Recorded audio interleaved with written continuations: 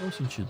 E aí, quando você fala que a esquerda morreu, ela não consegue mais traduzir o discurso dela em voto, é isso? Ela não consegue mais ter uma ação alternativa, porque nem é uma questão de discurso, é uma ação também. Você está falando que nem do voltar para a base, que o...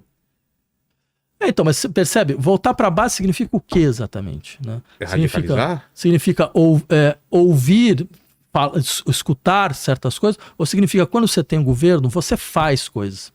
Entendeu? Quer dizer, veja o que é o caso da extrema-direita. Mesmo que ela não consiga realizar o que ela faz, assim que ela assume um governo, ela tenta. Ela dá indicativo. Sabe o Milei, né, Argentina? Milei, quando entra, coloca 600 medidas econômicas no Congresso. Ele aprova 100 e poucas. Mas, para falar, deixou 500. Cara, o cara aprovou 100 medidas. É muita coisa. É. Então, eu queria isso. Tem um governo de esquerda, a gente apresenta 600 medidas. Ah, não vai passar? Dane-se. Isso mostra para a sociedade que a gente sabe muito bem para onde a gente quer ir. E é isso que falta. Entendeu? O que acontece é outra coisa. Quando a gente ganha, a gente começa a fazer medidas que a gente tinha criticado.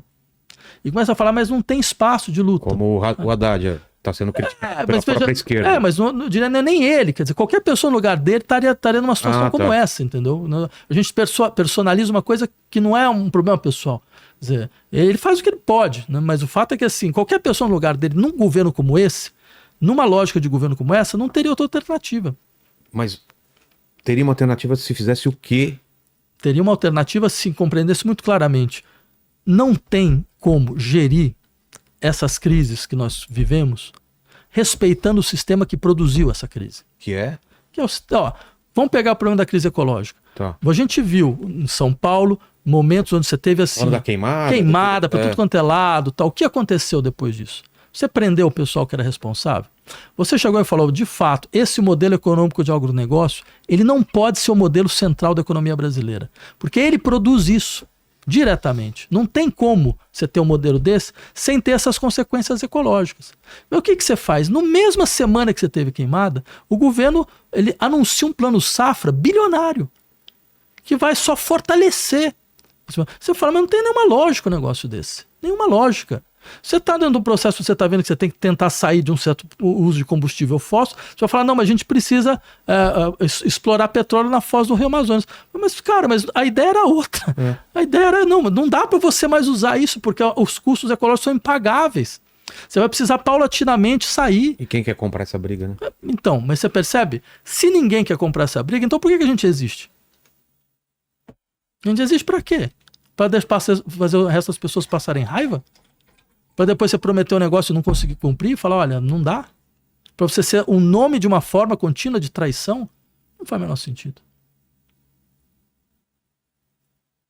A gente falou de como está a esquerda, mas você vê algum tipo de luz nisso? Tem alguma outra esquerda aparecendo? Olha, tem nomes? Porque a gente personaliza muito, né? É o Lula, quem vai ser o cara da esquerda em 2026? Olha, Vilela, eu acho que assim, toda luz é resultado da consciência do tamanho da escuridão. Né? Então, acho assim, a primeira coisa que você precisa ter é consciência do tamanho do problema. E a gente tem um problema crônico com isso. De olhar assim e falar, não, o problema é esse, é desse tamanho. Né?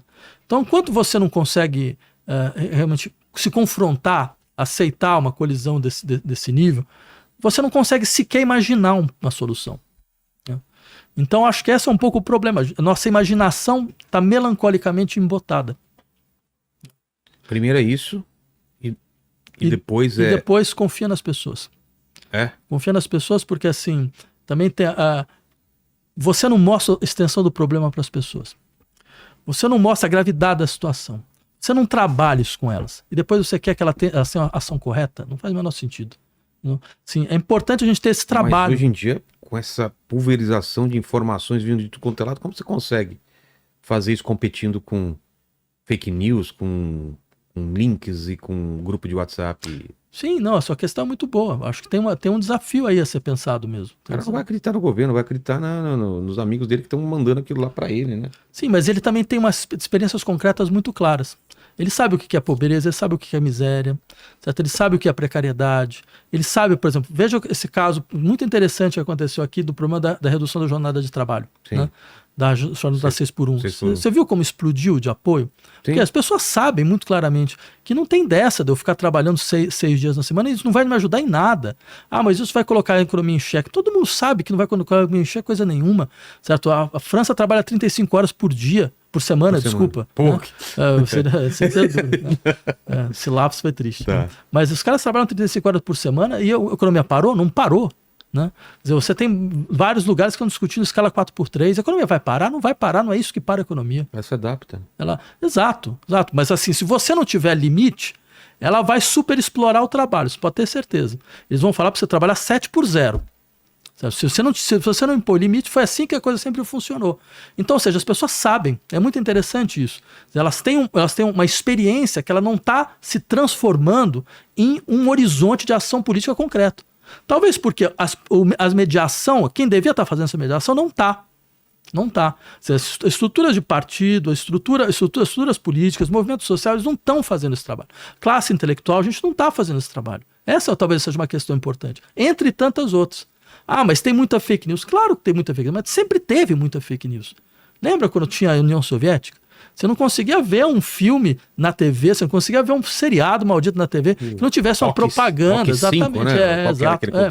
Então, ou seja, que era contínuo, era um trabalho contínuo. Era uma fake news contínua, só que você tinha uma fake news que era produzida por alguns órgãos. Hoje você tem uma democratização da produção de notícias. É outra coisa. Mas eu acho que essa não é a questão que nos atrapalha. Qual é? A questão que nos atrapalha somos nós mesmos. Nós quem? Nós, a esquerda. Eu insistiria muito nisso. Acho que, na verdade, o maior problema hoje é a própria esquerda. Mas a liderança ou todo mundo? Veja, o que nós colocamos como tarefa para nós mesmos. Né? O que nós entendemos como nossa tarefa. Quais são as tarefas? Claro, sim. Isso significa... claro que você pode ter grupos específicos que vão pensando nessas questões, mas essa tarefa de... O que significa efetivamente você lutar por uma sociedade alternativa, uma alternativa de sociedade? O que é uma sociedade que ela efetivamente coloca como seu valor central a igualdade e a soberania popular? Onde que está como é que se realiza essa igualdade? Em que níveis? Como é que se realiza no nível do trabalho, no nível do desejo, no nível da linguagem? Certo? Essas questões, elas não são um horizonte de ação, em larga medida para nós hoje em dia. Porque quando a gente chega ao governo, você não vê resultados concretos nesse sentido. Ah, mas você teve a redução, você teve uma taxa de desemprego de 6,5%, uma das menores taxas nos últimos anos. Mas o que é o emprego hoje? O sujeito sabe que ele ter um emprego hoje não vai adiantar quase nada, ele vai precisar de 2, 3 empregos. Né? Então, ou seja, você degradou a qualidade do emprego. Então não adianta você ficar delirando em cima de números. Né? Imaginando por que a população não está entendendo, certo? Que a gente está entregando números tão bons e a gente está com a popularidade tão baixa. Foi a mesma coisa que aconteceu nos Estados Unidos. Ah, mas a economia melhorou, quais números você tem para entender a melhora da economia? Certo? Efetivamente você está conseguindo entender o empobrecimento da sociedade, o empobrecimento da população, você está tendo resposta. Eu aumentei a quantidade de emprego, mas olha só... porque não adianta os números, é a sensação das pessoas, né? Que eu diria que essa sensação ela tem base no real, ela é real. Eles não estão delirando, eles estão vendo que efetivamente eles não estão conseguindo. O poder de compra está baixo, garantia de que você consegue fornecer uma vida melhor para os seus filhos não tá posta na mesa. Pois é. Fala, Tuti, manda uma pergunta aí pra gente. Vamos lá. O Júlio César mandou aqui. A esquerda atual perdeu o foco em pautas trabalhistas tradicionais para priorizar questões identitárias? Essa é sempre uma questão. É uma questão clássica. Eu tenderia a dizer o seguinte, eu não vejo as coisas dessa maneira, não. Eu não vejo as coisas dessa forma dicotômica. Né? Até porque eu acho que, na verdade, essas questões ditas identitárias, elas são questões fundamentais, porque elas falam mais ou menos o seguinte, não existe universalidade ainda hoje. Você tem marcadores de violência que circulam entre gêneros, entre raças. Enquanto isso não parar, certo? Você não vai conseguir criar uma sociedade realmente igualitária. Esse é um ponto. Agora, o outro ponto, a primeira parte da pergunta, que a esquerda abandonou o trabalho como elemento central, isso é claro, isso é muito claro. Né? Eu diria, tanto é assim que quando vem, a gente viu agora, quando estava discutindo essa questão, 2 anos depois apareceu alguma coisa. E mesmo assim apareceu de um jeito Foi assim, qual foi a engajamento do governo nessa pauta? Não tem um governo que, a princípio, de esquerda. Qual foi o engajamento? Qual foi o engajamento do Ministério do Trabalho? Eles foram, mobilizaram sua base, mobilizaram o seu setor, falaram, não, a gente vai tentar colocar isso com todas as... Não, eles não fizeram isso. Então você começa a desconfiar, né, do engajamento real dessas pessoas. Eu insistiria, uma questão fundamental no trabalho, não é só essa questão da redução de jornada de trabalho, embora seja importante, mas a questão mais importante para a esquerda é que os trabalhadores e as trabalhadoras possam decidir o que elas fazem dentro do seu espaço de trabalho. É que não tem uma divisão entre aquele que faz e aquele que decide. Então é uma ideia que a gente normalmente chama de autogestão. Esse é um elemento central. Né? E esse elemento está completamente fora da nossa ação. Fora da nossa atuação. Certo? E eu me pergunto se uma esquerda sobrevive sem essa ideia de que, bem, uma sociedade emancipada, uma sociedade onde você tem uma ideia de emancipação realizada, uma sociedade onde as pessoas que trabalham, elas não estão submetidas a uma hierarquia mais. Não existe mais hierarquia no mundo do trabalho. Né? Então, ou seja, a inteligência prática das pessoas decide. E normalmente elas decidem muito melhor do que qualquer CEO que você possa imaginar. Entendi. Fala, Tuti. O Vitor Andrade. A direita conservadora ainda consegue dialogar com valores progressistas ou está presa ao passado? Depende do que o colega entende por valores progressistas. O que eu diria assim, o que a direita faz, ela é mais ou menos o seguinte, ela ouve que a gente vive atualmente numa espécie de grande crise psíquica do sujeito. Né? Eu queria insistir muito nesse ponto. Isso é uma das consequências do fato de que você não tem mais relações de solidariedade fortes na sociedade. O discurso do empreendedorismo traz isso. Se você é empreendedor, não existe solidariedade, porque o outro é um concorrente, porque o outro está em competição com você. Como é que você pode ser solidário de quem é o seu concorrente? Você pode até tecer algum tipo de apoio, mas é um apoio tácito, não é um apoio instrumental, um apoio interessado, nada mais do que isso. Né? Então, ou seja, numa sociedade como essa, você sabe que toda a sua responsabilidade volta para você mesmo. Né? Então você sente o peso de tudo isso. E esse peso faz com que você comece a reagir. Isso produz um sofrimento psíquico brutal. O fato de você saber completamente atomizado, o fato de você saber que não tem nenhum tipo de amparo possível, certo? O fato de você saber que, afinal de contas, se você não consegue realizar alguma coisa, foi por falha sua. Então a gente entra numa sociedade como a brasileira, onde 13,5% da população tem problemas de transtornos depressivos. 13,5% da nossa população em geral.